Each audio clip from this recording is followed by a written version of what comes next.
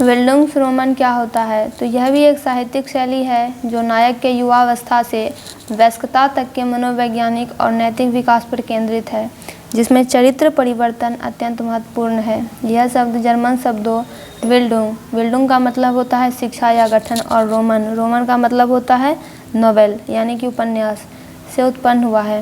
ये शैली आमतौर पर एक युवा व्यक्ति की आत्मखोज और व्यक्तिगत विकास की यात्रा का अनुसरण करती है। इसकी मुख्य विशेषताओं की बात करें तो पहला आता है वयस्कता का विषय। नायक अनुभव और ज्ञान प्राप्त करने के लिए, चाहे वह भौतिक हो या रूपक, एक यात्रा पर निकलता है।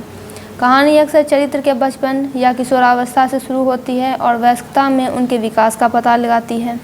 फिर आता है इसमें नैतिक और मनोवैज्ञानिक विकास।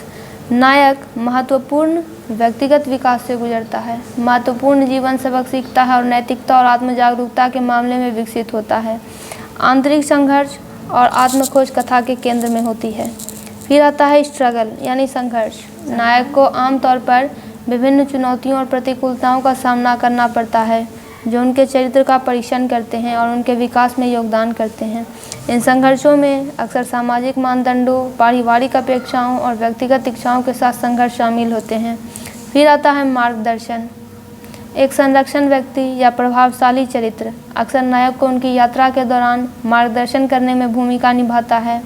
संरक्षक ज्ञान, समर्थन और सलाह देता है जो नायक के विकास में हेल्प करता है। फिर आता है संकल्प और परिपक्वता। कहानी आमतौर पर नायक द्वारा परिपक्वता और आत्मसमझ की भावना प्राप्त करने के साथ समाप्त होती है।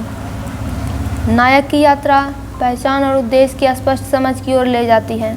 इसके प्रसिद्ध उदाहरण की बात करें तो पहला आता है जेडी सेलिंगर द्वारा द कैचर इन द राय। पहचान और सामाजिक अपेक्षाओं से जूझ रहे एक किशोर हॉल्डन कॉलफील्ड की यात्रा का अनुसरण करता है। फिर आता है हार्पर ली के द्वारा लिखित the to kill a mockingbird. ये जो है फिर आता है चार्ल्स डिकेंस द्वारा ग्रेट एक्सपेक्टेशंस। पिप के जीवन का इतिहास, एक अनाथ जो परिपक्व होता है और महत्वाकांक्षा, प्रेम और सामाजिक वर्ग के बारे में सीखता है। फिर आता है चार्लेट ब्रॉन्टे द्वारा लिखा हुआ जेन आयरे के जीवन को उसके कठिन बचपन से लेकर उसके अंतिम आत्म सशक्तिकरण और स्वतंत्रता तक पता लगाता है। मार्क ट्वेन द्वारा the adventures of Huckleberry Finn. Mississippi नदी के किनारे हक फिन की यात्रा का अनुसरण करती है, दोस्ती, स्वतंत्रता और नैतिक दुविधाओं के विषयों की खोज करता है।